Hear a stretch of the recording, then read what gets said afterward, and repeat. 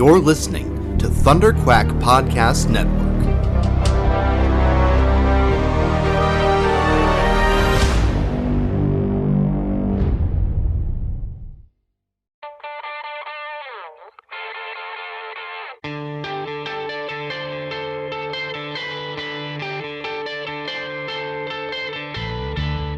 Hi, this is Simon Furman, and you're listening to the Epic Marvel Podcast.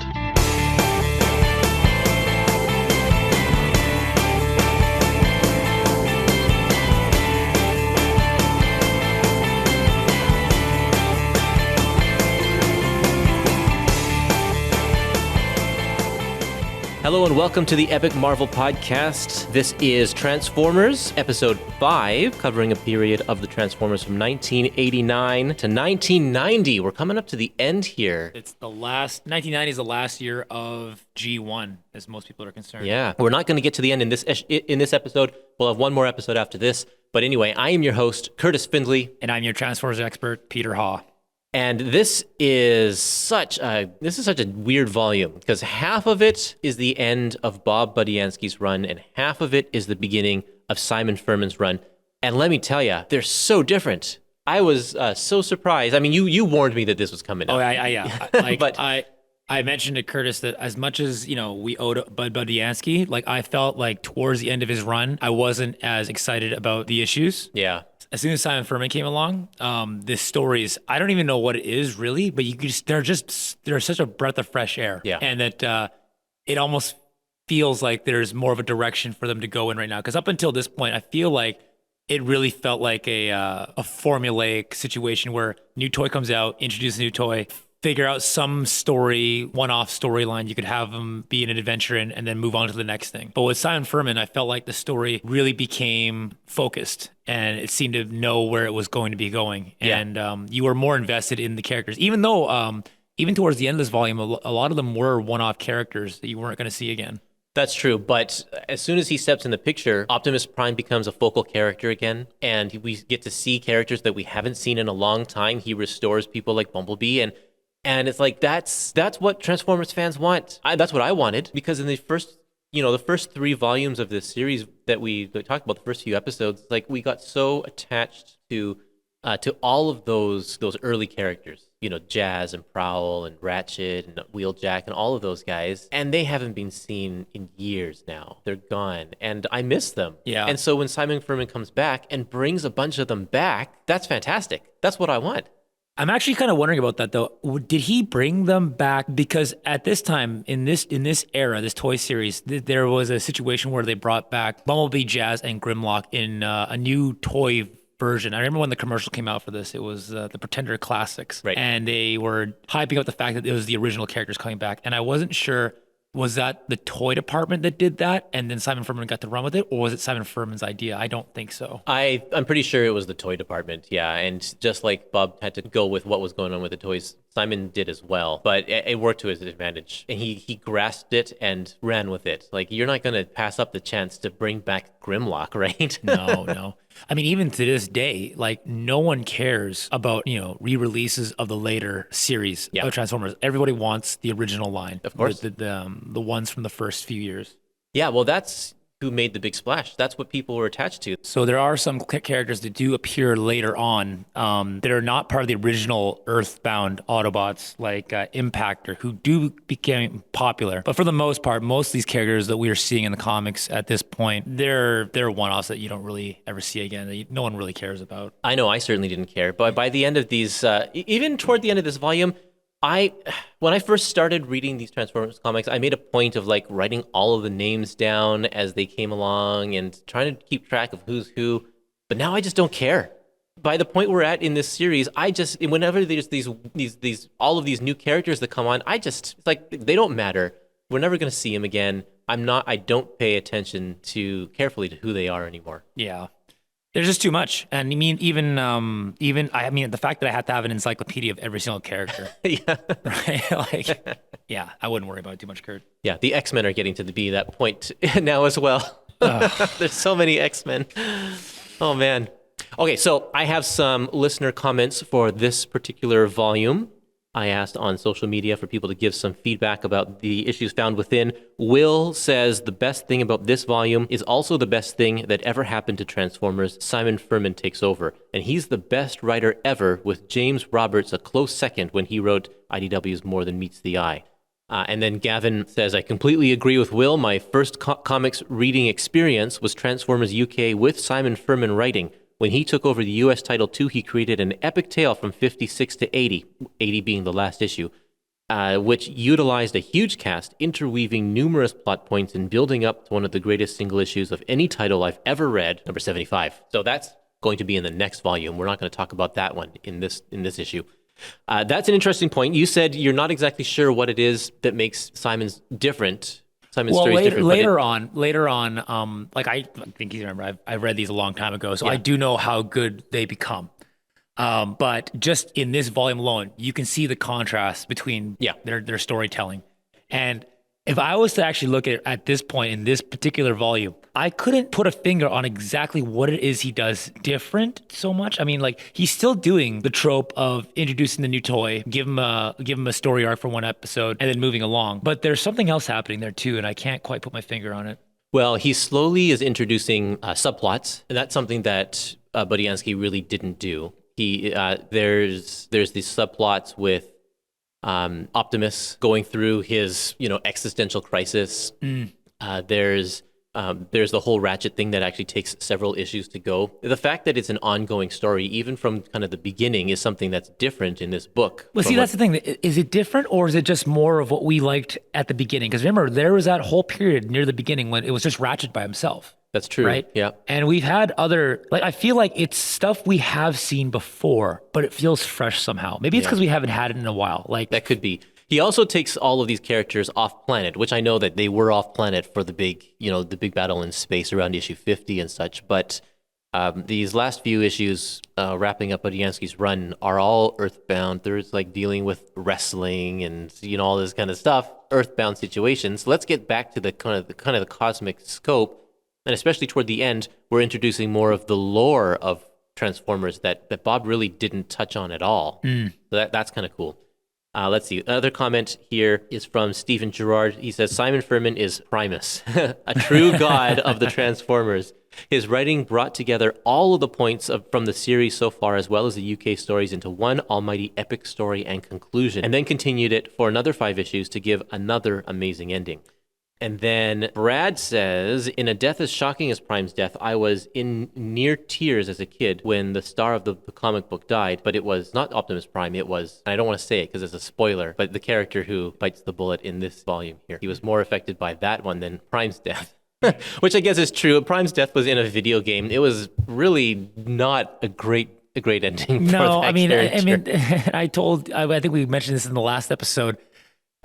Optimus Prime dying is a meme now. Yeah, that's right. There is no weight to that death anymore. We're all waiting for it to happen every time there's a new incarnation. But the character who dies in this volume, which we'll get to when we talk about that issue, way better of a story, I think. Yeah. Yep, definitely.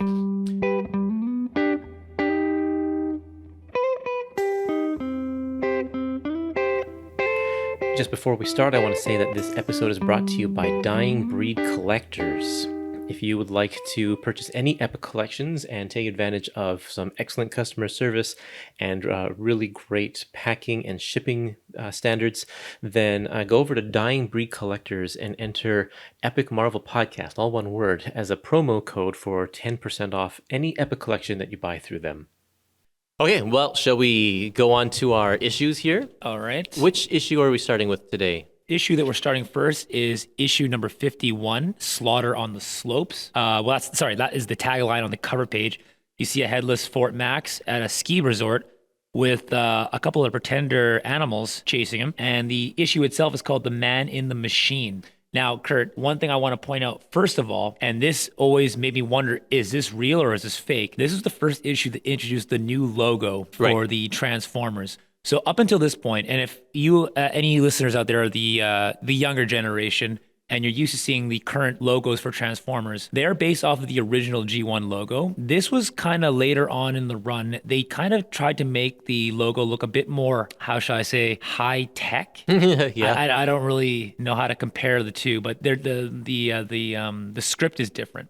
And I remember when I first saw toys at the store using this logo on the packaging, I was wondering if they had made knockoffs of the original Transformers. Oh, yeah. I wasn't expecting. I mean, like, yeah. Anyway. With a logo change, you expect like a new direction or whatever, but it really is kind of just the same old. This story revolves around Spike, and this is kind of the last time we're going to see Spike in a long time. A very long time, actually. Now that I'm trying to remember what happens in the next volume, but I don't think we're going to see the Witwikis for a while. Yeah. So, and Buster's not in this volume at all. Oh no, he is. There's a brief moment here on page 9. Oh yeah, one panel where where's he and the panel. Sparkplug? We get to see the father and 2 sons, and basically Spike's quit being a headmaster, and he's having nightmares about Cable's trying to get him to come back, and he's like, nope, I'm not doing this anymore, and he wants to go skiing. You'll have to correct me if I'm wrong here. I was so sure during the Headmaster saga that when a human becomes a headmaster, they're like part robot. They're not wearing suits. They're not wearing suits, yeah. So how can you just quit being a headmaster? I think they retconned that. Yeah. But I mean, even on page 10 of the top panel, you see Spike being fitted with panels. It looks like they're welding it onto him. Yeah, right. But I guess it's just a suit you can take off whenever you want. Because that was the thing about becoming a headmaster. It was a sacrifice. Your whole life was changing because you could not go back. Like it was this was a very serious thing to become a headmaster. But now it's like, oh no, I can just take off the armor and not be a headmaster now. I mean, well, they do kind of address it. I mean, he still has a mental connection to Fortress Maximus. Yeah. And that's what they get at in this issue. But anyway, so what Spike ends up doing is, no, I'm not going to be a headmaster anymore. I'm just going to leave and I'm going to go skiing now. And he still has the helmet from the suit, which he was told to keep by Optimus Prime just in case. Yeah. And he's like, nope, I'm done with this. And so Spike and his friend end up driving to a junkyard, and he just throws the helmet away in a junkyard. That'll be safe. That'll be fine. Yeah, makes a lot of sense. Anyway, so they go skiing, and then we have 2 Decepticon Pretenders, Snarler and Carnavac, and they can smell the helmet, and they find the helmet at a junkyard, and it's just the helmet, but they can also still smell Spike, and so they're gonna go hunt down Spike. These guys are huge too. Like that helmet fits on the tusk of the one that looks like a boar.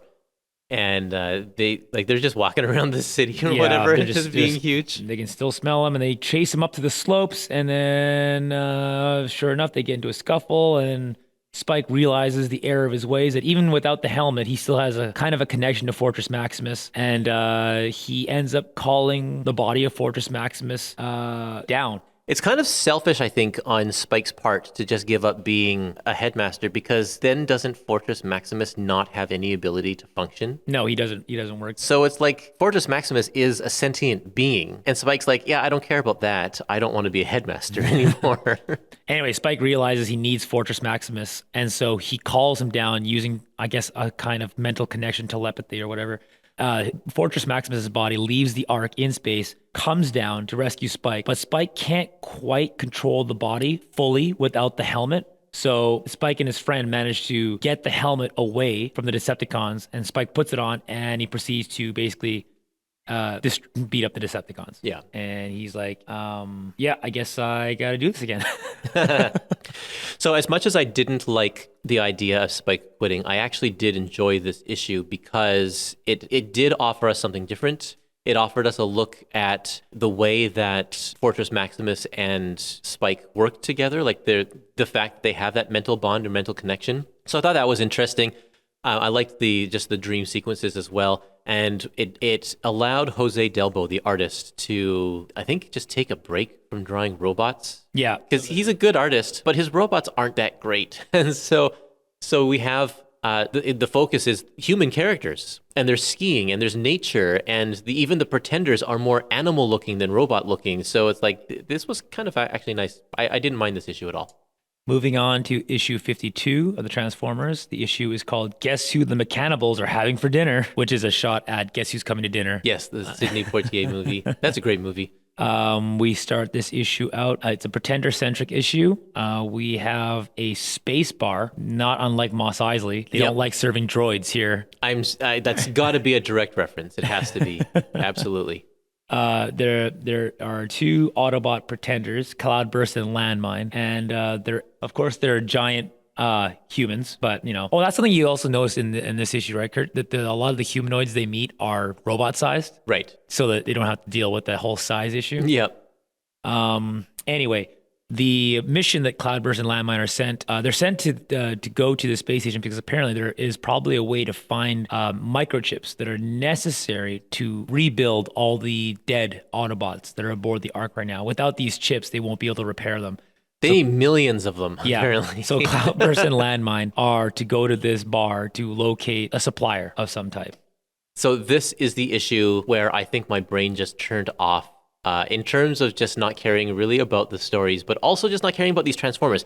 In this one, I found it so incredibly confusing because there are Transformers who are human who are pretending to be robots, and then there are Transformers who are robots that are pretending to be humans. And they look so similar that I honestly couldn't keep track of who was who or which ones were bad guys and which ones were human and which ones were in robot mode and which ones were out of their pretending shells. And it was just, it was a mess. This issue was just all over the place. And once I figured out what the story was, or which players were there, I did like actually the plot and how they went about kind of solving their problem, but it was still really confusing trying to keep track of which characters were which. Also, these are the first time we've met any of these characters, right? We have met Darkwing and Dreadwind. But the Autobots themselves, I believe this is the first time we're... Yeah. Oh, no. We would have met them last issue when the Autobot Pretenders first showed up. Darkwing and Dreadnought?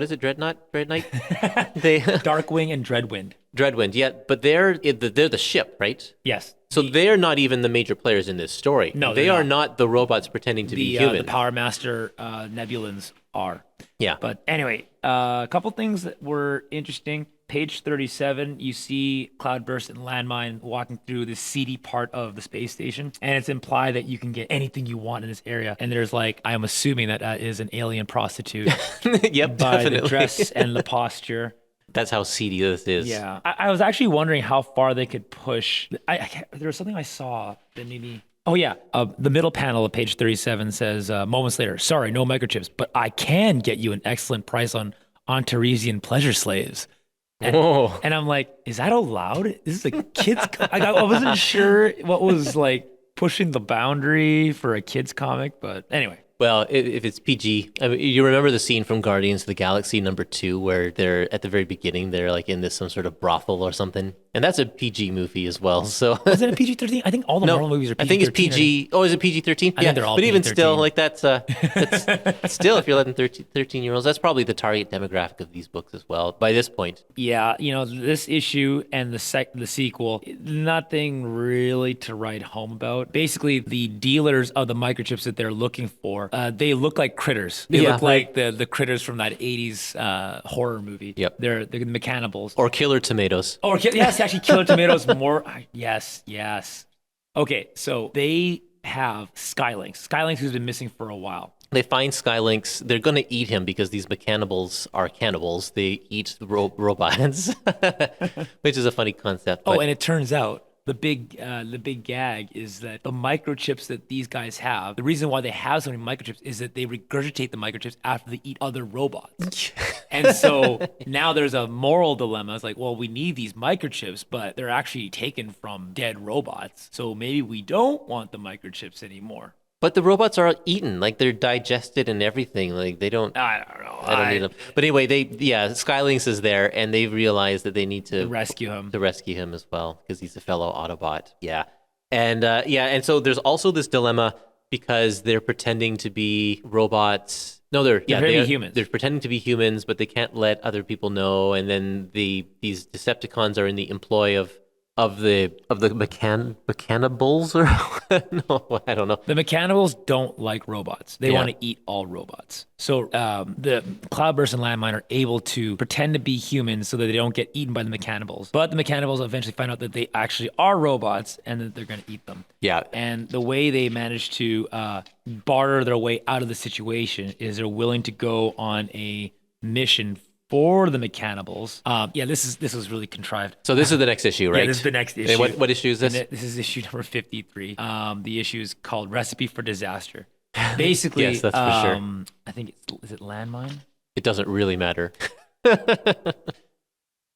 Okay, so Cloudburst pleads with the Mechanibals not to eat them yet, because even though they're robots and Mechanibals eat robots, they would taste so much better if they had more Like a special sauce or something? sauce or something like that. And that you shouldn't eat us yet. You need to get this special sauce and all these spices to really prepare us so that it will be actually tasty when you eat us.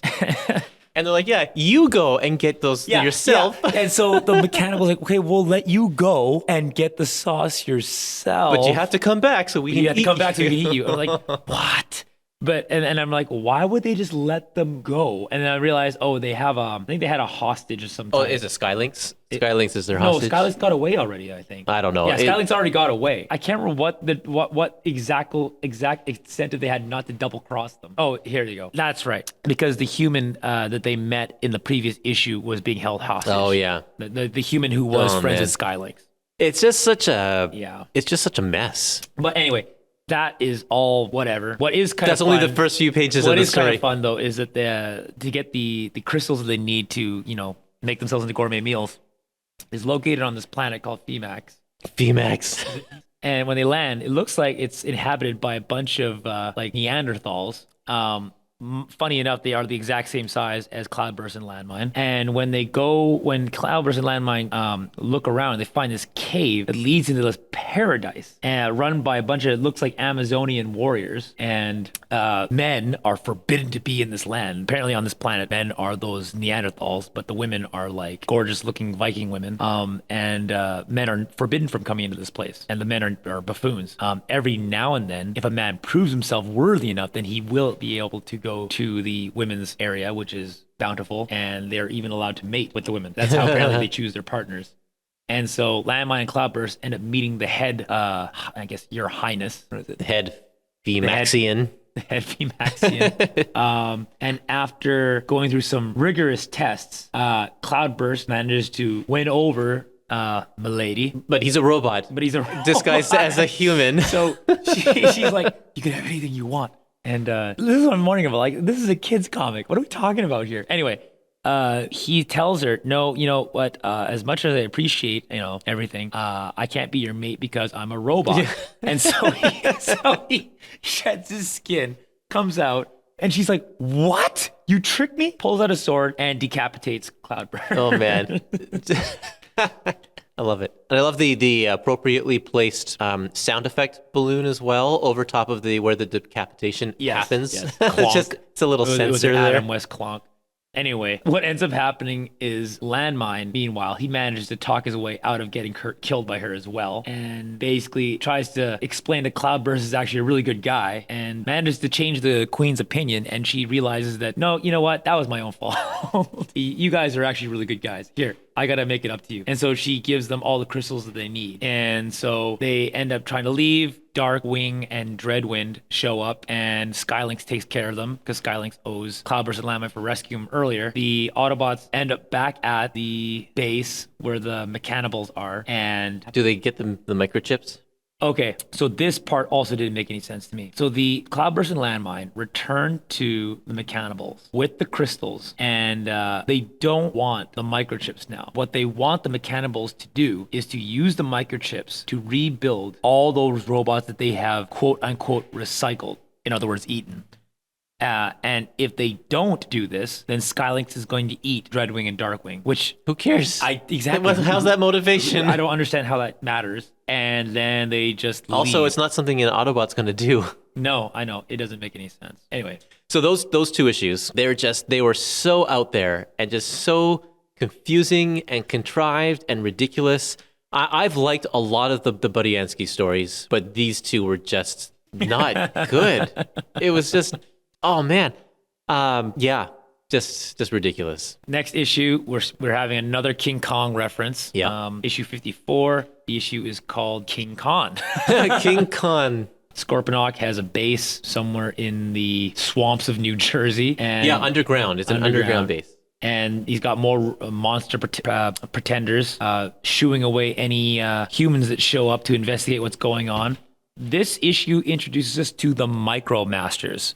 The Micromasters were a line of toys that came out during the 89 run. And I remember when they first came out, you would buy them in these little blister packs that had 4 Transformers each. And this was capitalizing on the popularity of another toy that came out a few years earlier than this, known as Micro Machines. Oh, I loved Micro Machines. So for you younger viewers who don't know what a Micro Machine is, Hot Wheels, by the be-all end-all, is still the king of little miniaturized cars. But for a period in the middle of the 80s, these little toys called Micro Machines, made by a company called Galoob, which were, I'd say, half the size of a Hot Wheel, that you would, they were the dominant miniature toy car in the world for like a year, 2 years or so. And these Micromasters are not as small as the Micro Machines, but they were small nonetheless. Smaller than the mini bots from earlier. Wait, you got to say what the connection between Micro Machines and Transformers is. The spokesperson for Micro Machines also happens to be the voice of Blur in Transformers the movie. Yep. Yeah, John Machida was the voice of Blur, and he was also the spokesperson for Micro Machines. And he was known as like the world's fastest talking man. Anyway, so in this issue, we get to finally meet the Micromasters for the first time. I remember the ad campaign for this, Kurt. It was like there was, I vaguely remember there was a Scorponok standing in some sand, and the Micromasters show up, and they basically drive up Scorponok and cover him like a swarm of ants, and then Scorponok falls down. And I was like, oh, that's so cool. I still have 4 of them actually upstairs. I'll show them to you later. Sure. Anyway, they show up because now there's no longer a space bridge. They have a new kind of transport system. It's just teleportation. Transdimensional warp is what they call it. It's new and untested, but they're able to they don't need a space bridge anymore. And so these are the new reinforcements that Optimus Prime calls in from Cybertron, because so many Autobots have now died. They need more guys to fight in their place. And the Micromasters show up. And at first, everyone's shocked because they're so small. Now, here's something. The Pretenders' reasoning I didn't particularly like when it first came out. It felt really ham-fisted. This one I buy. They were asked, why are you so small? And it was because Optimus Prime was gone for so long, and that the energy resources on Cybertron were so great that they started manufacturing smaller Transformers that were much more fuel efficient, and which makes sense to me. Yep. I mean, that's one of the reasons why that's one of Bumblebee's greatest strengths, because as the smallest Autobot, he required the least amount of fuel out of all of them. So it only makes sense if you started making Transformers that were smaller. And even later on, in Beast Wars, I mean, if you don't remember, the characters in Beast Wars, which takes place way, way, way in the future, they're about the size of us humans. In the future or the past? The future and the past. Yes. But it's after the quote-unquote great upgrade. Yeah. I remember when I was watching Beast Wars, I thought that they were just regular-sized Transformers. Turns out that no, they're the size of humans, because there was that one episode where you saw them compared to the original G1 characters. They're tiny. And that's right. It makes sense. I mean, we're smaller than dinosaurs. We don't need as much food. There's not as much, right? Yep. So it only makes sense that they evolve. Which also brought up something else. I always thought, I guess at the time when I was a kid, I didn't think about this, but now you wonder, Optimus Prime is 4 million years old. I mean, there's even a throwaway line later on this issue where Blur says, I'm about 4 million years old. Why does technology stagnate in Transformers? Anyway, the Micromasters show up, and it seems like they're a rowdy bunch who just want to not follow orders.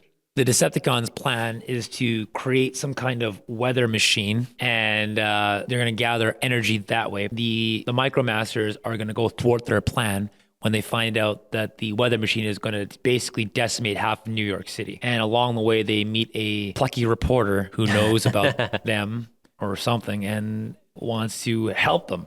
Yeah, and so this issue again was another like, oh man, I just don't care about new Transformers, and we're getting a whole bunch of them. And Optimus isn't even himself in this one, because now he's binary bonded with High-Q. And so like High-Q keeps popping up, and like, I don't want to see High-Q, I just want to see Optimus Prime. And I don't care what's this new Transformer, the Micromaster's name? Oh, yeah, exactly. What's his name? Just didn't care about him either. And he's got a bad attitude. He's like, I don't know, he's full of angst and whatever. And then it keeps going. Next issue, the Interplanetary Wrestling Championship. Come on. It's funny. In the issue, there is they literally do wrestling promos, and it's funny because some of the names that they use like fictional names, but I think one of the wrestlers, the ones that calls out the Autobots, his name is Jake. Jake the Snake. Jake the Jackhammer Jackson.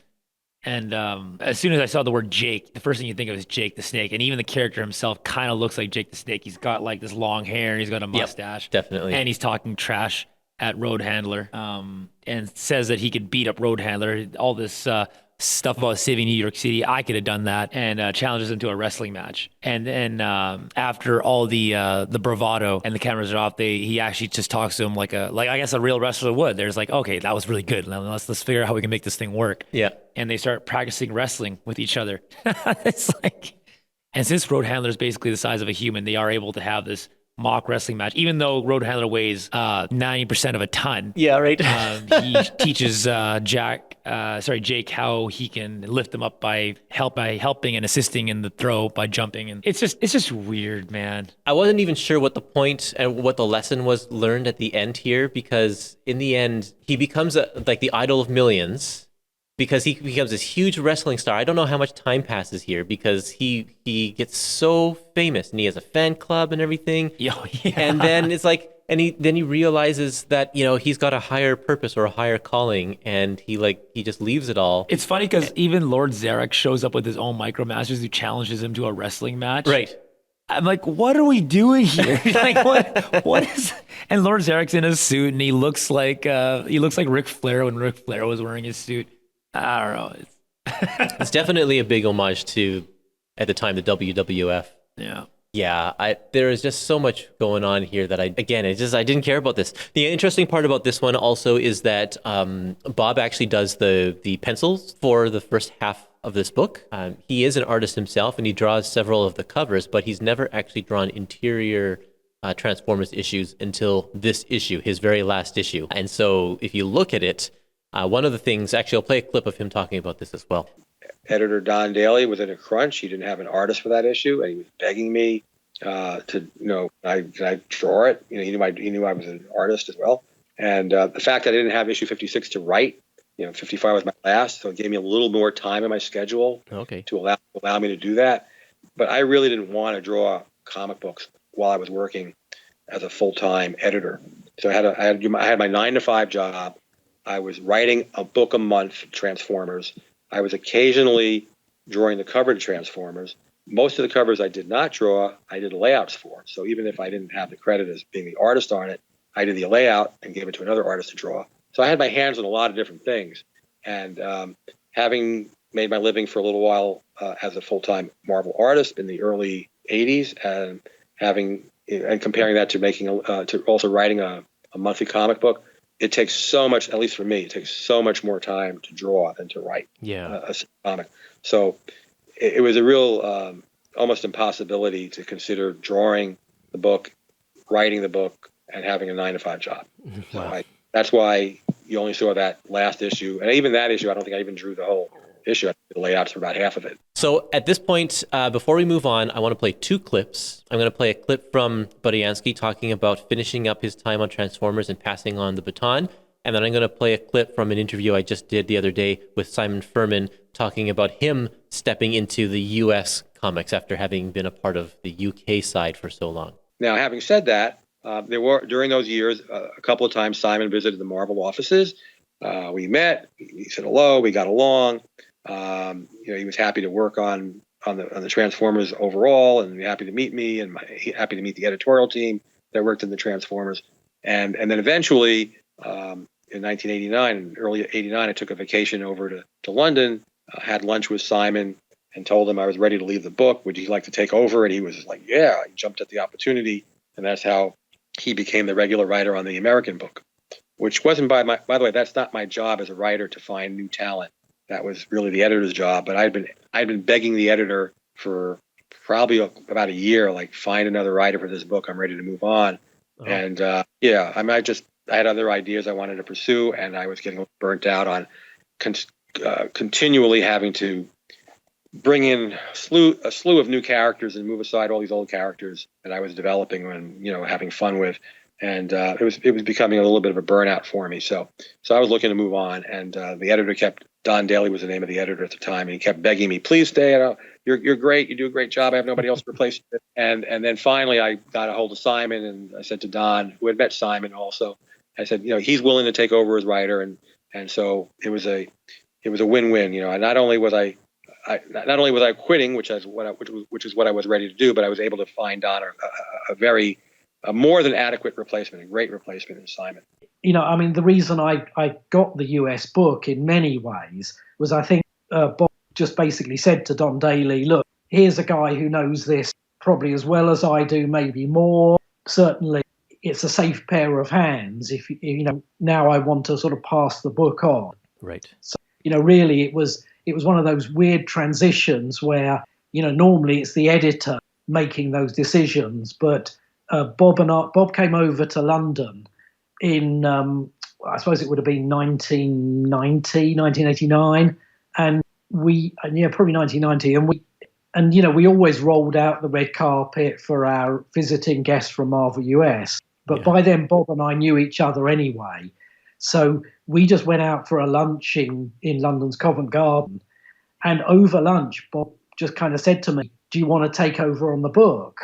And then he more or less went to Don, as far as I know, and said, look, Simon can take it on. So it was just a weird, casual almost transition. But I think Bob just wanted as much as anything to leave the book and Don, and not leave Don high and dry with having to sort of bring a new writer in who didn't know the brand and didn't know Hasbro.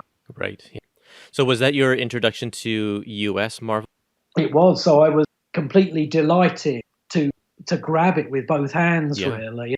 By this point, Transformers as a toy line was kind of in its last gasps, really, of new releases of toys. It was winding down, and Hasbro's attention was a little more on other brands and newer brands. So, it was a time when the sales on the comic were going down accordingly. A lot of the original readers were growing up and moving on. And Bob said to me, the chances are this book will be cancelled within a few issues. Yeah. And that's okay. I always prefer that kind of level of honesty anyway. For sure.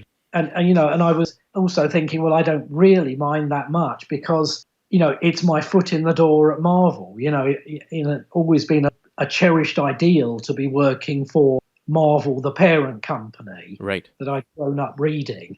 And my hope was once I'd opened my account on Transformers, I could move on to other things.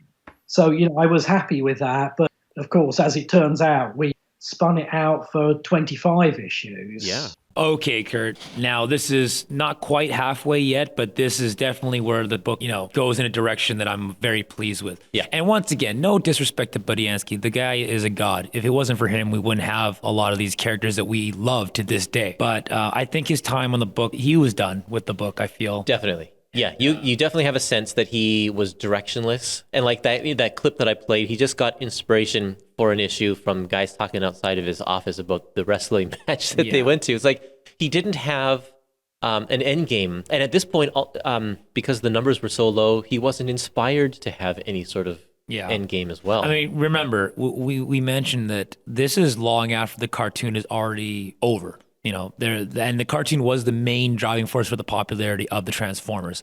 The toys in the store at this time, not particularly great. Like, we're talking about Pretenders and Micromasters. There's nothing really good down the pipeline coming up. We've already had, I feel like the last big hurrah was the Power Masters, and everything else after is kind of slowly going downhill. But what that does is it means that Simon Furman has more freedom to do his own thing, because the heyday of Transformers is done. Hasbro's not paying as much attention to what's going on. They're still saying things like, "Hey, can you put these toys in here?"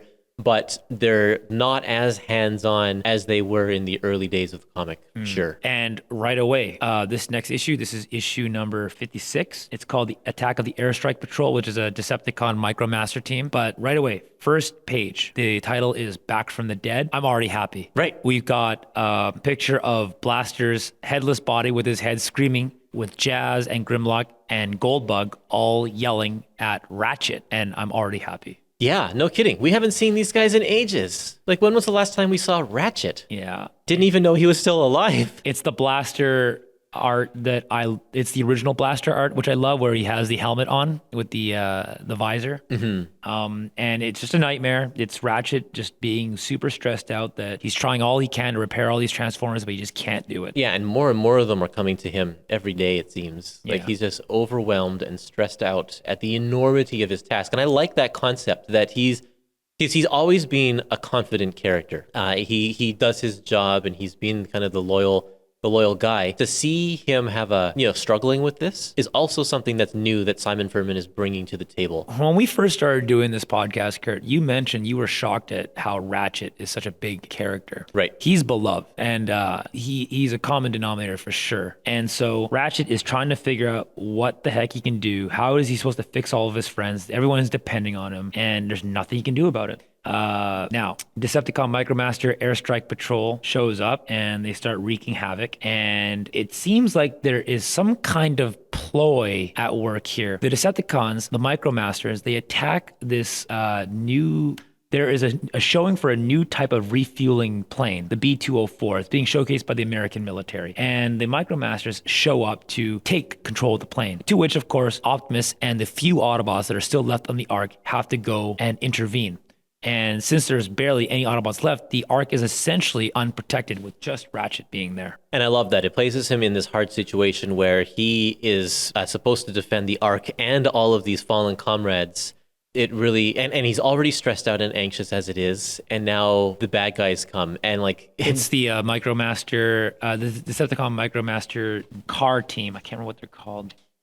Does it really matter? It matters. Oh, the sports car patrol team.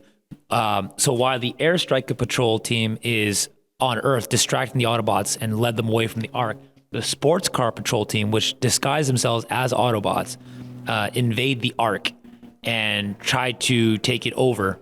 Now that is interesting because the Decepticons are not usually cars. So that would make sense why Bumblebee would trust them, because they're in a that Ratchet would trust them is because they're in a form that he is used to seeing. He would never see a Decepticon vehicle, like a car, a ground car before. And who is behind this devious master plan? Final page, splash, Megatron lives again. So that's perfect. Like, this is all of a sudden, not only are we seeing these characters that we haven't seen for a long time, but Megatron is back too. Like, finally. I'm tired of Scorponok. I never liked him. I don't remember if I never liked him. I'm sure he had some good moments. You don't like Scorponok. Oh, yeah. You will love Scorponok. But right now, I'm reading these. It's funny how your perceptions change. As a kid, I guess I just remember the issues where he was awesome. But all these issues I've been reading, you're right. Scorponok he's just the I'll get you next time gadget. Yeah, the only villain, the only leader that the Decepticons have had that I've really been impressed with was Shockwave. And that's it. Megatron has been kind of lame, and Starscream, of course, is awful, and Scorponok, like, who cares? But finally, at least they're getting this guy back, because there's the age-old rivalry of Optimus Prime and Megatron that we've been missing for all this time. Optimus Prime and Scorponok don't have that same sort of historical history. But not just that, though, Kurt. I feel like Megatron and Ratchet, there's a lot of history there. And even on the next issue now. The editorial note on the back mentions that it appears that the sales of this book were quite poor when he took over from Budiansky, and cancellation was imminent. Conversely, over the course of the next few months, sales skyrocketed to over 90,000 copies per month. It would take 2 full years until the book would be fully canceled. The next issue, issue 57, Megatron returns. On the cover, there is a picture of Megatron blowing Ratchet apart using his fusion cannon. The issue's title is Resurrection Gambit. And Megatron's back, looking menacing as ever. Ratchet is in a daze because he can't figure out what's going on. And in front of Ratchet is the deactivated bodies of Grimlock, Goldbug, and Jazz. And Ratchet is frustrated with himself for having to deal with this and not sure what he can do. But Megatron has plans for him. Megatron needs Ratchet to repair someone for him. And it's a big secret about who it's going to be. Inside, this, by the way, they are now on Cybertron at Megatron's secret base. And inside his base, he's got 4 Pretender shells. And he wants to use one of them to reactivate this deactivated Transformer, who we don't know who it's going to be yet. Optimus, back on Earth, realizes there's some kind of trick and that him and Scorponok are both being played right now. By who, we do not know, or they do not know. And Ratchet wants to know, how is it possible that Megatron is even alive? He should be dead. I mean, for all accounts, he was dead. Turns out that the last time we saw Megatron was going through the dimensional space bridge, and an explosion destroyed him. Turns out the explosion just kind of threw him back onto Cybertron, still alive, but barely, and I like this part, he ended up back in the dead end. Yeah. From first issue Return to Cybertron, where all the junked out Transformers are hanging out. And because of all the damage that Megatron suffered, he doesn't quite remember who he is and wanders around the dead end for a long time. And eventually, Megatron's zombie-like form happens upon one of the Decepticon cars being attacked by two Autobots, and watching that scene play out, Specifically seeing the symbol, the Autobot symbol. reignites Megatron's memory, and he remembers who he is, blows away the two Autobots, to which the Decepticons find him and repair him, and he's back in the game. That's totally a comic book story right there. It's like, that's the Green Goblin story, Norman Osborn story. Megatron, this part, I don't know why they did this. You gotta wonder, what is the plan here? But anyway, the robot that Megatron wants Ratchet to repair, out of any robot in the entire universe, is Starscream. Yeah. And we're like, what? Like, why would you? Okay, anyway. It's true. It's like the guy who has stabbed Megatron in the back so many times. Stabbed everyone in the back. He stabbed Scorponok in the back. He killed like half the cast. But we understand why in the next issue. There is a reason why, and so we'll find that out in the next issue. But I do want to point out, look at the editorial note that's on the last page. Read that little bit part about the UK stories here, because this is where Simon's the writer for the UK and the US strips now, and he's starting to fold continuity back and forth. Even though the US doesn't have access to the UK strips, we're still seeing the continuity between the two titles. Oh, there's on page 16, panel number 3, the mission to Earth that Dreadwind and Darkwing undertook is dealt with in the UK tale Race with the Devil, issues number 215 to 218, where they retrieve Starscream's shattered body and meet the real Ghostbusters. This is one of the rare instances where the US title makes reference to the UK continuity. Yeah, so I think that's pretty cool. And that story, unfortunately, is not collected in the Transformers Classic the UK Classics volumes yet, because they haven't reached that point they haven't released that volume yet. Hopefully they will, but it seems like that line is dead. Oh, is it? Yeah, they haven't published a new volume for a long time. Darn. Okay, so next issue. This is issue number 58. I remember seeing this issue on sale at my comic shop, and I never bought this one just because of the cover. It's not a striking cover. It's kind of weird. It's like they blew up a small picture of Optimus to be huge, so like the line quality is really dense and blotchy and stuff. I was definitely of the age where if the cover didn't look interesting, I didn't buy the issue. Yeah, you only have so many dollars, right? And so this one, I mean, in retrospect, it does kind of look cool now, but as a kid, I just didn't buy this issue.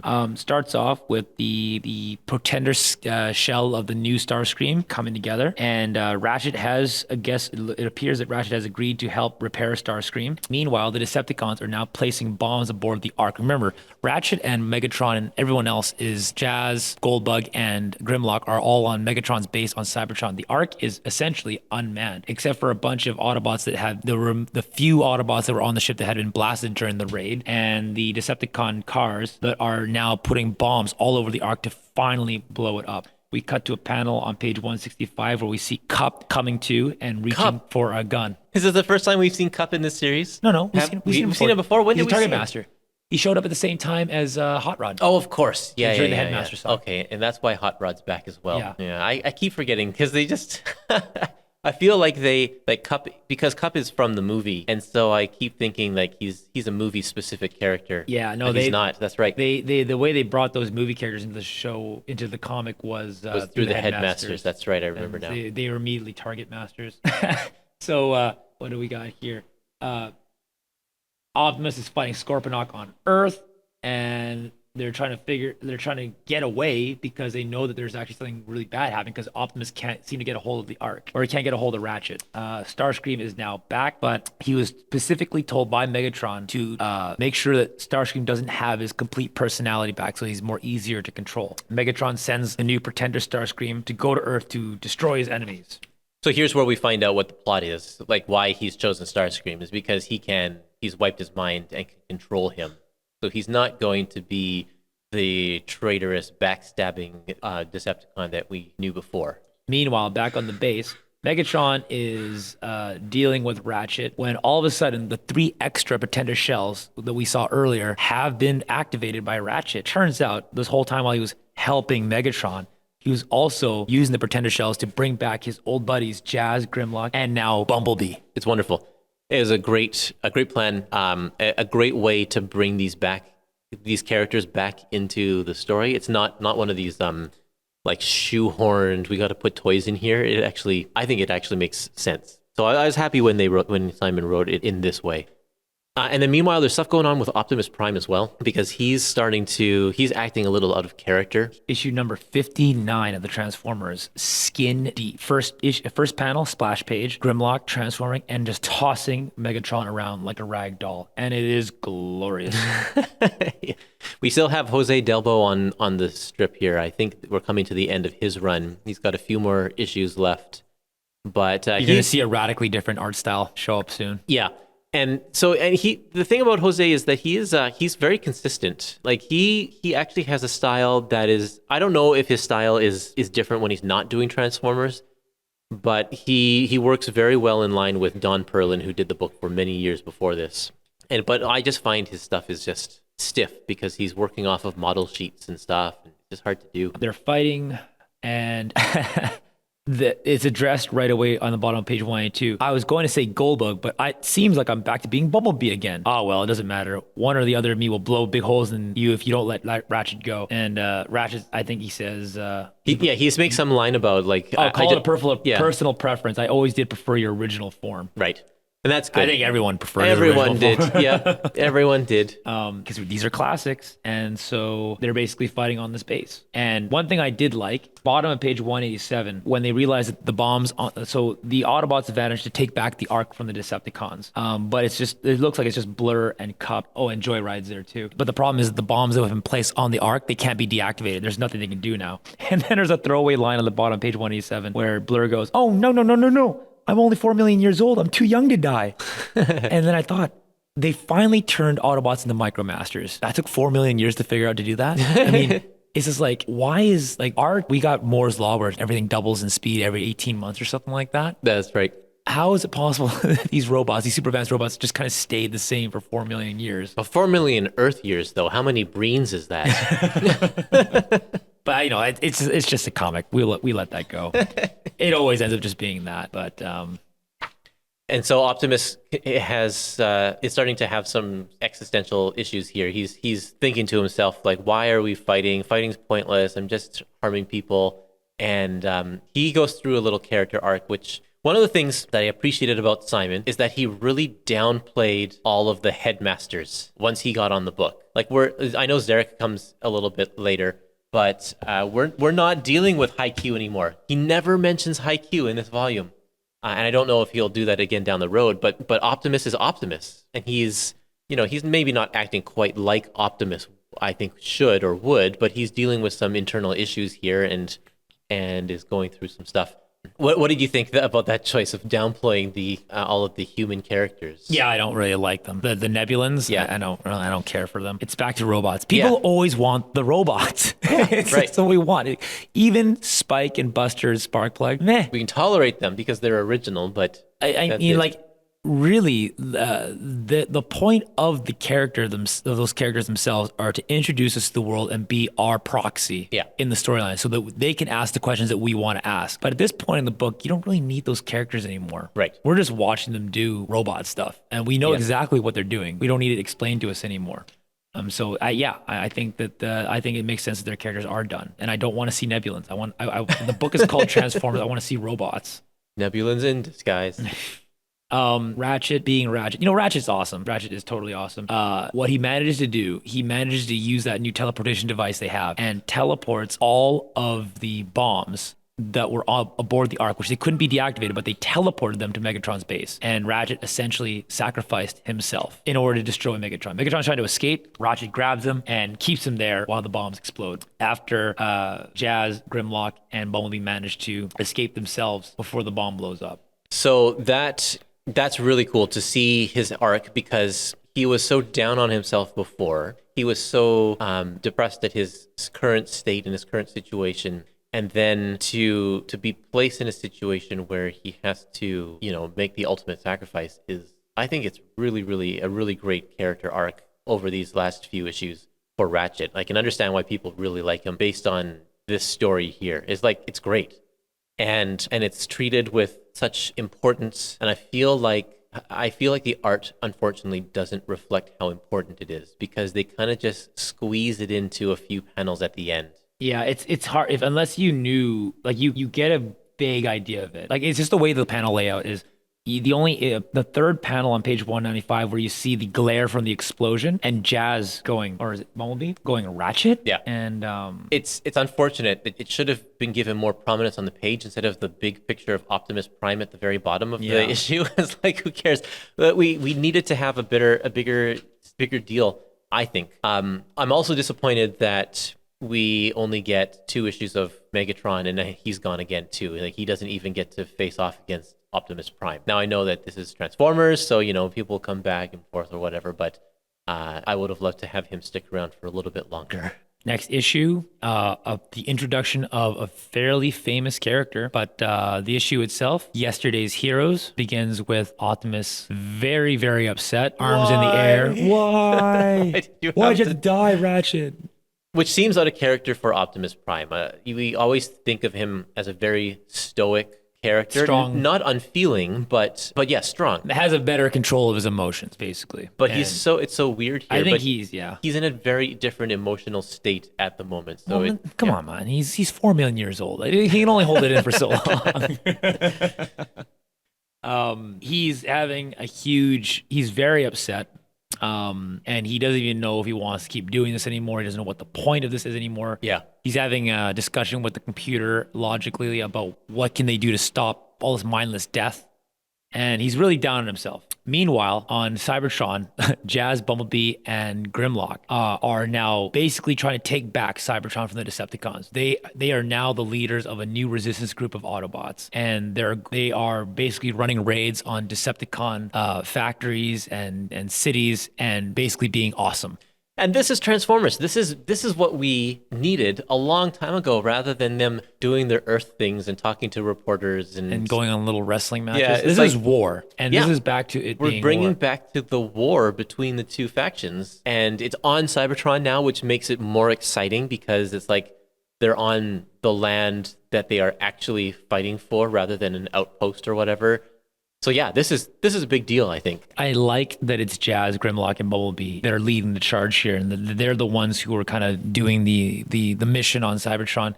And even, this is the part I was alluding to earlier, on page 202, there's Bumblebee. He's thinking to himself, I love this, maybe too much, but I can't help it. Before, when I was small, I was humored, tolerated, but now that I'm a pretender, others look up to me, respect me. He's a general now, basically. Yeah, right. He's one of the big cheeses. And I think that's really cool that they let him have that. And yeah, they're going on little raids, stealing fuel. I think this is also the first time. Now, I don't know if he was introduced in the UK comics or not, but we have a new character named Thunderwing, who is, he's a Decepticon leader on Cybertron in the Royal Palace. And he looks like a samurai warrior. And I actually have to double check and see if there was a toy of him. I don't think there was a toy of him. But we are introduced to 3 new Decepticon Pretenders, Stranglehold, and Octopunch. Bludgeon actually ends up being a very prominent character later on. Cool. He's got a great design. Yeah. I like these characters, except actually I don't like the designs of the other 2 characters, but Bludgeon has a really nice, cool look to him. I'm He's not like surprised. a samurai warrior with a skull. He looks kind of like Skeletor. Anyway, Optimus is feeling really down on himself, and he decides that he needs a timeout. I'm out. Just get along without me.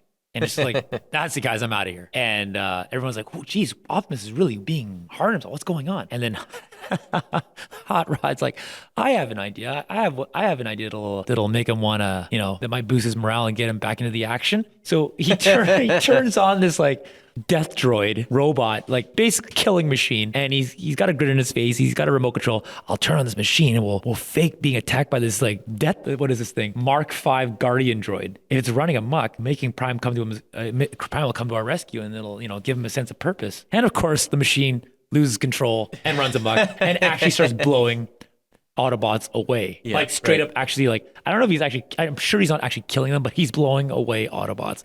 And the gag has always been, Hot Rod, you're an idiot. This is just another example of Hot Rod doing something stupid. But at the end of the day, it worked. Optimus Prime comes back to the ship and, promptly dismantles the droid. Other characters that are in this issue, this character I'm pretty sure is from the Simon Furman UK run. It's the Emirate Zaron. Yeah, apparently he is from the UK stuff, and we're going to get some references to things like Iacon and Hydrus 4 that are already established in the UK strips that Simon is now bringing into the US stuff. And for me, who's never read any of the UK stuff, or you too probably, it's like they're coming out of nowhere. Like all of a sudden, everyone has all this respect and reverence for this Emirate, and we've never met him before. Yeah. But I guess Simon Furman has already established his character. Now that I'm reading this is the first time, because I've read Emirate Zaron later on. I never got to see his intro, so to see this being his intro, but it's not even his intro. It's not even his intro. That's the thing. I'm reading. I'm like, man, if I would be totally confused if I saw this guy for the first time. Like he seems to be some big guy, but we really in the know Autobot group, and we know nothing about him. We don't know anything about Cybertron really in general. They don't spend a whole lot of time on Cybertron, so I mean, I can just assume that he's an important figure that has just existed forever, that they know from their early days before Earth. But yeah, he's definitely out of nowhere. So the three Autobots and some Micromasters, they're going to go to Earth using the teleportation device after talking to Emirate Zaron. But Bludgeon and Stranglehold and Octopunch show up at the Autobot base right when they're about to be teleported. And by accident, the teleportation machine sends them not to Earth, sends them someplace else. And when they reappear, they realize that they are in the center of Cybertron, and Primus is there. It's a giant head in this room, this golden room with circuitry everywhere, and the Autobots are looking at Primus's head. And it was alluded to earlier in this issue, where I think Zaron says something about praise Primus or something like that, and I shall, Bumblebee, and may Primus watch over you on your journey to Earth. And then Bumblebee says, hey, thanks. That's the first time I've heard someone cite the Transformers' legendary progenitor in many a year. I'd forgotten we had a god. This is the first time they've ever mentioned that. Yeah. In the American comics, at least. Right. And so, lo and behold, they're in front of Primus. So there was no lead up to this in previous issues. They've never mentioned Primus ever before this one issue. So they mentioned him vaguely at the beginning, and all the way to a full-blown shot of him at the end. But again, this is a concept that Furman had already introduced in the UK strips. And I figured so. Yeah. And so, in fact, this whole origin story that we're going to see in the next issue is apparently something that existed in the UK strips already. Like, he had already told the story. So he's bringing it over to the US for the first time. And it's great. Yeah, it's good stuff. It's good stuff. This was a good issue. I really liked these new characters. And I think the reason why I like these new characters better than the other characters is that we're only getting one or two of them at a time rather than like 6 or 7 all at once. And they, especially he puts an emphasis on Thunderwing. And so he treats this character different than he would treat like when all of the Micromasters come all of a sudden, or, that kind of thing. So I like that. And then, like I said, the visual appeal of Bludgeon makes him a cool character as well. What do you think of Optimus Prime's, him quitting and coming back again? I'm good with it. I'm actually quite pleased with it. Shows that he's not just, there is a struggle with being the leader, and that he's not perfect. And that there is an ongoing struggle in his own self about how to, do the ends justify the means? It's not so black and white anymore. I remember an issue, I don't even remember which issue it is, but they showed one of his early days, a flashback of his early days as the leader, and like people didn't trust him at the time to be a capable leader and that kind of thing. You remember that issue? Yeah. And I feel like that we were so far removed from that Optimus, and because all we really know of him is the very confident leader, and yeah, like you said, being able to see him in a different light and actually have some character development is really nice because he's the leader. And we get to see some more personality from that character. Okay, let's keep on going here to this next issue, which is a really great one. Issue number 61, the Primal Scream is on the cover. You see something screaming, and you see Jazz, Bumblebee, and Grimlock being thrown back. The issue itself is called Primal Scream, and starts off with this creepy character in a cloak. You can still tell he's a robot because he's got like robot feet and that kind of thing. But it definitely looks different. Right away, Kurt, what do you think of the artwork? It's so different. Personally, I think it's fantastic. It is dirty. I don't really know how to explain it. Like the lines are very harsh. It looks like someone had sketched it. He's got definitely a thick line. Yeah, thick lines. They pressed really hard with the pencil. Well, or the ink brush or whatever. He uses a lot of blocky shadows. I don't know how fans reacted to this artwork, if they liked it or not. So, okay, at this point in the story, I had issues from all over the place. So I know what the artwork becomes later on. Yeah. And some of the issues later on, I remember that when this art, as a kid, I didn't like this artwork. I can understand that. As a kid, I did not like this artwork. Yeah. And I remember on a couple of crucial issues later on, they used this style of artwork, and it was very polarizing. People either loved it or they hated it. And now that I'm an adult, I've been exposed to a lot more media and comics. I love it. Yeah. And now, as an adult, I understand. Like, it looks like the artwork you'd see in a UK comic, like Tank Girl or Judge Dredd. Well, here's what I think. First of all, this is Jeff Senior, who is notable for being one of the oldest Transformers artists, along with Don Perlin and Jose Delbo and coming up Andrew Wildman. It's like those are kind of the guys, the classic Transformers artists. Now he's become one of these classic guys.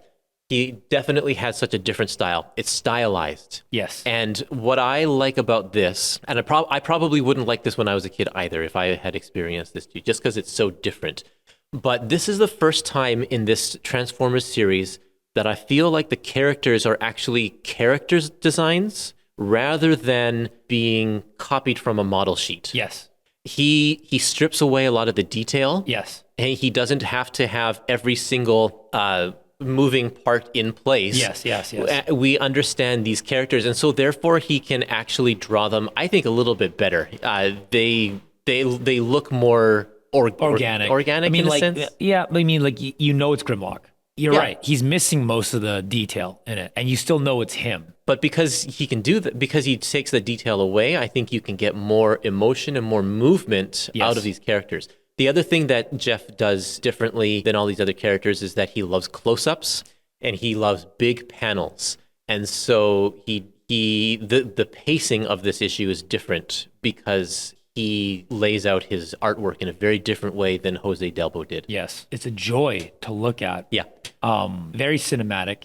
And I like even the angles, like just like looking at how he decides to put the camera and where we're looking at certain characters and the angles, it looks fantastic. It's a breath of fresh air, and I think it's something that when artists moving forward, who are fans of the Transformers moving forward, started to do their own stuff, whether they realized it or not, they probably drew a lot of inspiration from these issues just because the storytelling is better than what Jose Delbo and Don Perlin were doing before this. I think the artwork, you know what else it reminds me of is original Ninja Turtles. Kind of. It just the way, the way they're posing. They're standing, they're posing. There's action, but it's almost like static. I don't really know how to, like that punch there on the page of 223. Like there's no motion, but you can.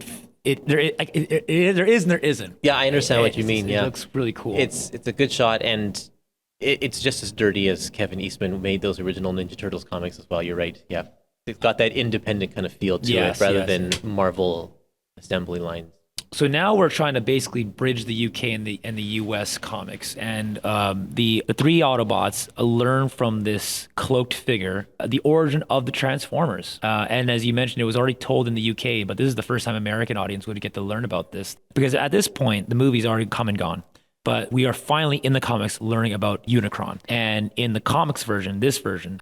Turns out that there was two demigods. There was Unicron and also Primus, and that Primus managed to trick Unicron into putting his life force into a metal planetoid. But the cost of this was Primus had to do the exact same thing. And they retell this origin story a little later on as well.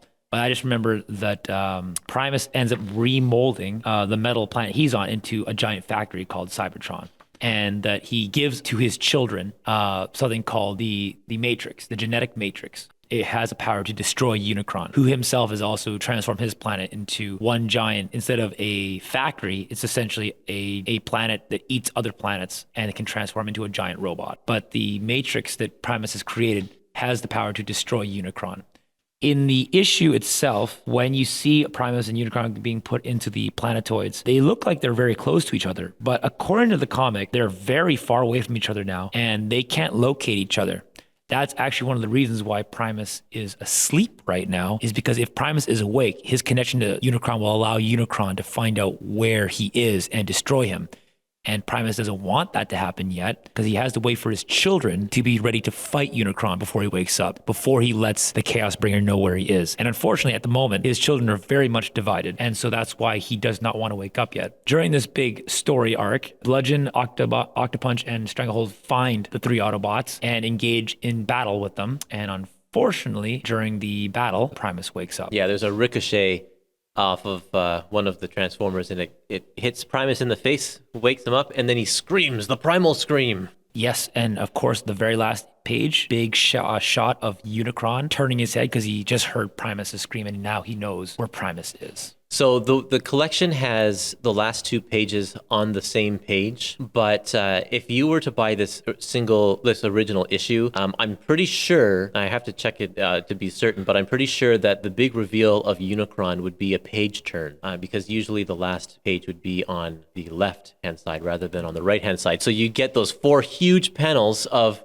there are shots of close-ups of different parts of Unicron, and you don't know. And if you've watched the movie a million times, you're like, oh man, is this going to be Unicron? And then you turn the page, and it's this huge reveal, this awesome splash page of Unicron. He's massive, and there's like moons around him or whatever, and it looks amazing. And it would just be such a great reveal. I can imagine kids just losing their minds over that. It would be so amazing. So Ratchet sent Starscream to Earth to fight for Megatron, and Megatron was under the impression that Starscream would be easily controlled because he has no personality now. Ratchet's removed his personality. Turns out that Ratchet put a back door in there that would eventually allow Starscream's personality to come back out. And being Starscream, he's a complete coward, and he stops the fight. Yeah. So I love that Furman has these plots going on. Like the Starscream plot has now been going on for a number of issues, and now they're ramping up to this Unicron plot that's going to extend for like a year or something like that. And stuff is happening, and tension is building, and all of these stories are starting to compound over top of each other, and I think it's wonderful. Scorponok's, we have a cutaway to Scorponok's Decepticons right now, and they're having a huge argument about what to do with Starscream. That's something that we actually didn't mention in the last issue, is that Scorponok, through Zarek, teamed up with Optimus to stop Starscream or to take care of some sort of threat or whatever. And so his faction is like not trusting Scorponok's decision making because he teamed up with Autobots. And also they're upset that he's, for some reason or another, decided to keep Starscream around, even though Starscream has almost twice succeeded in destroying everybody. Yes, that's right. And his whole reasoning is keep your enemies closer. Keep your friends close, but keep your enemies closer. Yeah. So the next 5 issues, which we won't finish in this volume because there's only a couple in this volume, I believe. There's 3. Yeah, There's I don't know 3 in why this they volume. put the break in the middle of this 5-part story, but they did for the IDW collections. We're introducing new Transformers, as usual. And I kind of like the way they've done this. Usually what you would do, well, what's been What has been the method in the past is they would introduce all the new wave of toys at the same time in the same issue. What they've done in the next 5 issues is they've introduced a small group of new toys at a time so we can focus on them in one particular storyline. So this is the Matrix Quest, 1 of 5, issue number 62 of Transformers, title Birds of Prey. And our focus, our hero of this episode is Nightbeat. Is he any sort of special Transformer? Yeah, he was a headmaster, but he was in the previous wave. For some reason, they give him prominence in this particular issue. Along with a couple of other guys as well. What are the other guys' names? Siren and Hosehead. Well, who's going to name a toy Hosehead? Come on. Mom, I really want Hosehead for Christmas. The Autobots have now found out about how Primus's scream in the last issue has basically given Unicron the location of Cybertron, and that without the creation matrix, they won't be able to defeat Unicron. Now, here's where they try to blend the two several different continuities together. In the original Marvel comics, Budiansky called it the creation matrix. It was never an object. It was just some kind of life force that only Optimus Prime had. Yeah, weren't they like grew eggs at one point and planted their little, yeah, didn't they have, I remember that one story, it was early on where they all had, not maybe they weren't eggs, but they were growing something in their lab that they were put inside the Autobots to give them new life. Oh yeah, that was just like microchips, but Optimus Prime had to give life to those processors. Yeah. Using his creation matrix, but it was never a physical object. In the last issue, we finally got to see something very similar to what the movie introduced to us, which was the Matrix. It was the circle in that little gate or little holder or whatever it is. In the comics version, it looks very similar to the movie version. This is the first time we've seen the Matrix in the comics, and they call it the genetic matrix. So let's say that again. In the comics, it was called originally the creation matrix, which is some kind of energy force that Optimus had, and only Optimus had. Then in the previous issue, we saw something called the genetic matrix, which was very similar in design to the movie version of the Matrix, which was something kept in someone's chest plate. And that was the only thing that could destroy the Unicron. So what this sounds like to me is in the original series, Star Wars, the Force is an energy that surrounds all of us or whatever. And then in the prequels, it's midichlorians, it's genetic, it's inside of us. Yeah, something. Yeah, there you go. Anyways, so they decide to just say that they're one and the same thing. Right.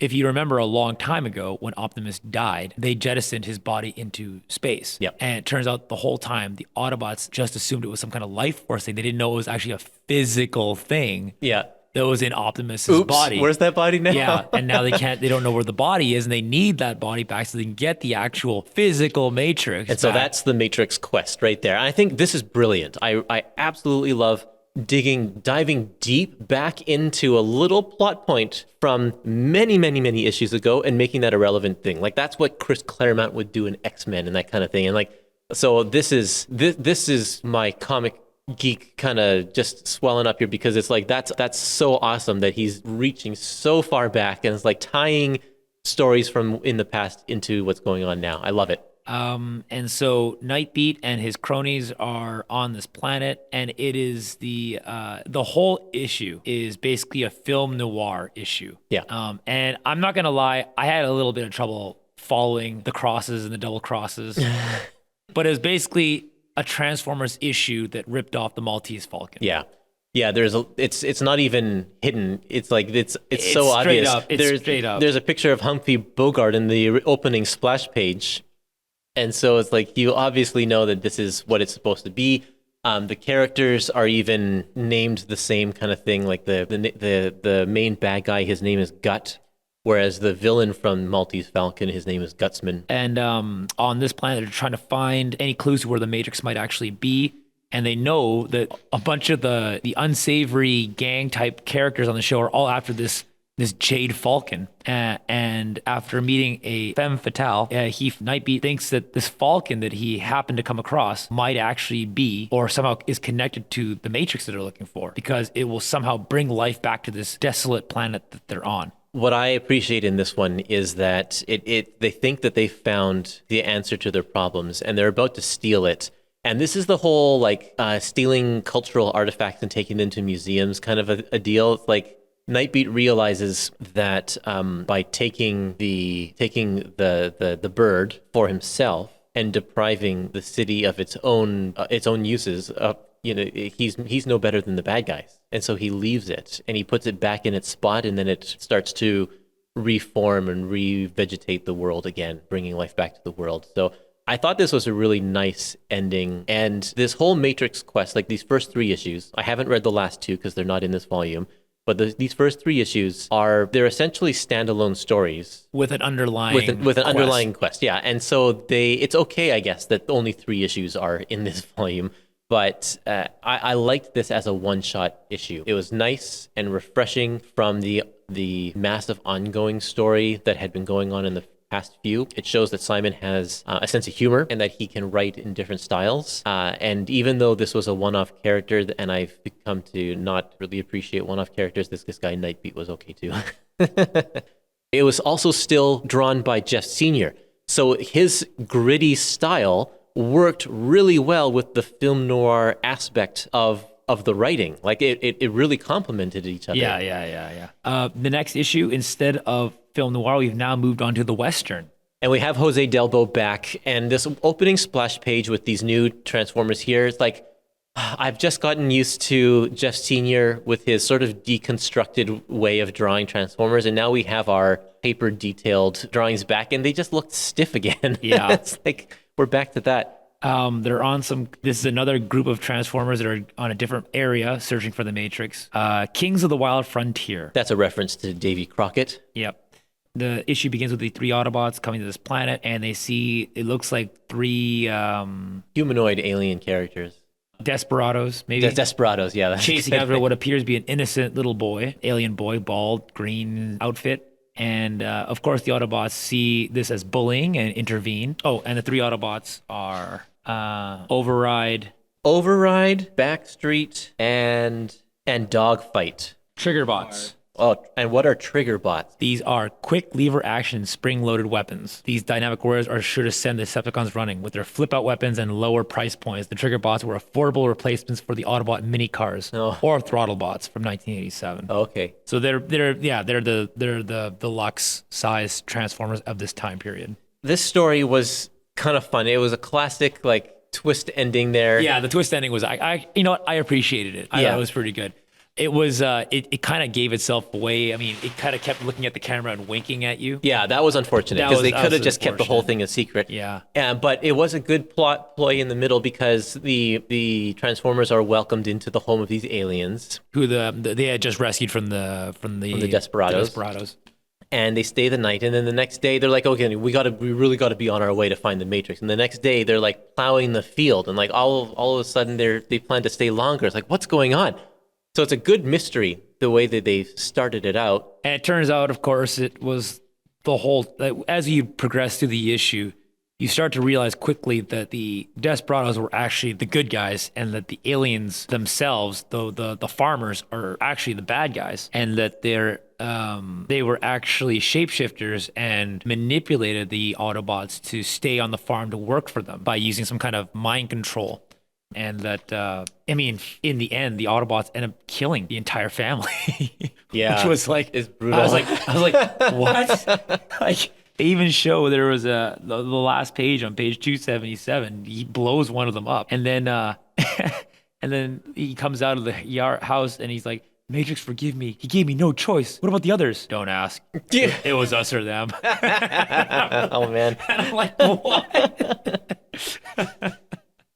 Well, yeah, and that was the end of that issue. Another fun issue. These issues are all only 16 pages because they had a few of the profiles at the back that they collected later on into the Transformers Universe miniseries.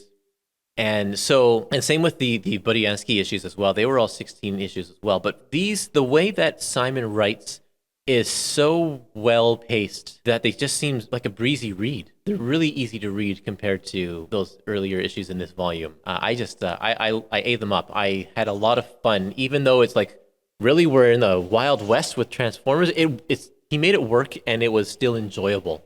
I love these old movies. I love movie references, and this last issue in this volume, issue number 64, Deadly Obsession. It harpoons one of my one of my favorite movies. There's two references here. There's two references, but one movie references the other in a way anyway. So Yeah. it's a double hit. Yeah. All we know is that there are 3 Autobots. Is it Longtooth, double header, Longtooth, and Pincher, doubleheader.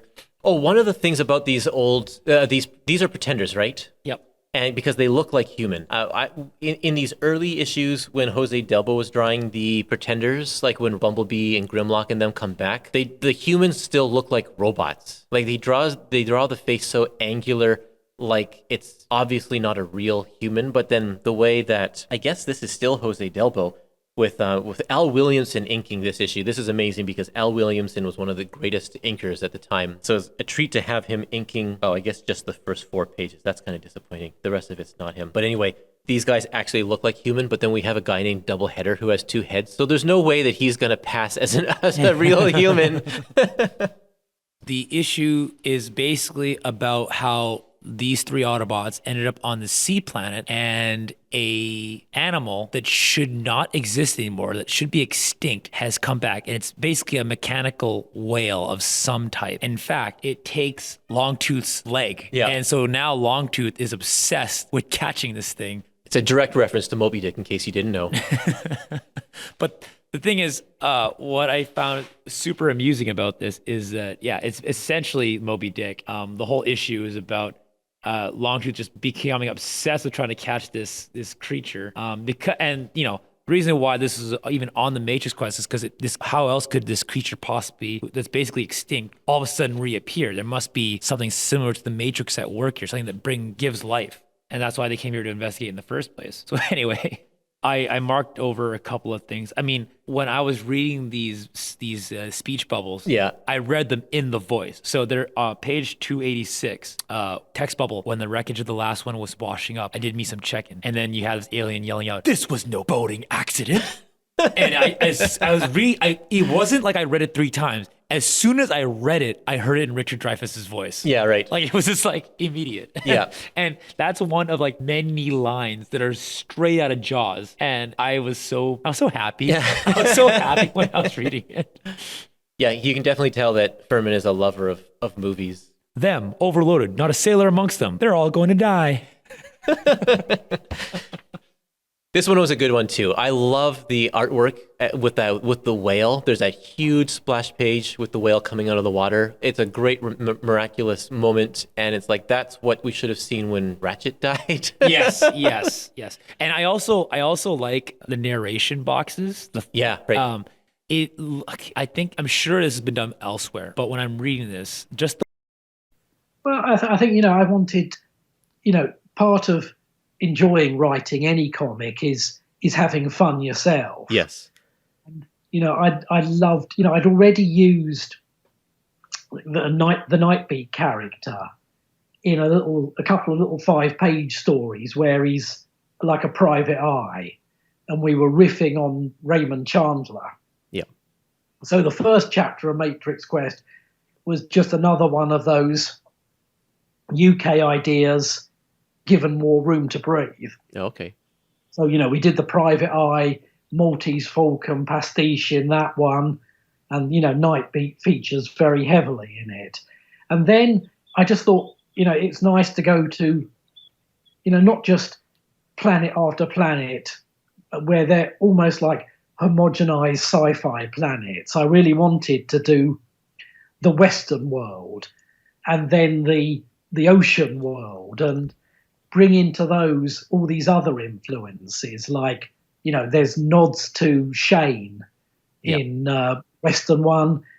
The Deadly Obsession one is obviously Moby Dick, but as somebody pointed out recently on social media, there's a whole page that's a big reference to Jaws, right, where boats are turning up in a harbour and the harbour master's going spare and saying they're all going to sink. Yeah. And so I was just having fun. And then the sort of next part is aliens and an alien. And so, I suppose like anything, you just want to be enjoying it yourself and hope that enjoyment then translates itself to your readership, who can kind of get how much you're enjoying it and enjoy it themselves. So as a volume, this one was maybe 2/3 not 2/3 good, 1/3 not that great. Yeah. Would you say? Yeah, I would agree with that. But the thing is, it's nice about it is that the great stuff is how it ends. And you're gonna see Kurt by the next volume, like it's the best stuff. It is my favorite part of the Transformers, the next 2 volumes. Well, it's actually, for us, it's going to be volume 6, and then there's only a few issues in volume 7. And we've already talked about the rest of volume 7, which was the miniseries. Yeah. So in the next episode, we are going to tackle the rest of the issues. We'll combine them all into one big long episode, and we'll get that right for you. I'm excited. I think it's going to be a lot of fun. You see what I mean, though? Oh, you yes. see how it's totally changed. And Absolutely. Anyone like Simon Furman, like, yeah, he saved it from getting canceled. Like, I mean, it eventually did get canceled anyway. It and did, I think but the that's story just between a product of the now time. and the cancellation, you're gonna get the best Transformer stories. This is Yeah. this is the good stuff here that's coming up. I can't believe it. It's just like, it's such an about face. It's so drastically different. And it's like, why haven't we had this the whole time? I mean, we kind of had it the whole time. We had good stuff. The Like, don't early get me stuff wrong. was really good. But yeah, it needed this kick in the pants. And I'm glad that they reached out to Furman, who was doing good stuff in the UK strips, apparently. And yeah, I mean, Simon has built his whole career around being a Transformers writer because of this stuff. And it's just remarkable. Wow. Thank you once again, Peter, for being part of this conversation. All right, thanks for having me. This is fun. Totally. And we'll see everybody next time. See ya. Bye, guys.